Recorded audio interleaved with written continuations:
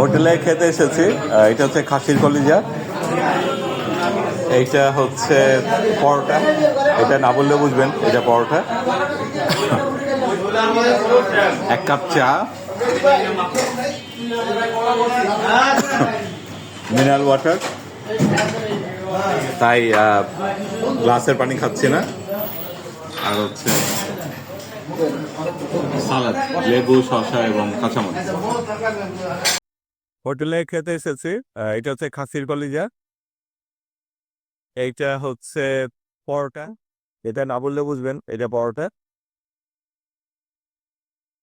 এক কাপ চা, mineral water, তাই গ্লাসের পানি খাচ্ছি না। আর হচ্ছে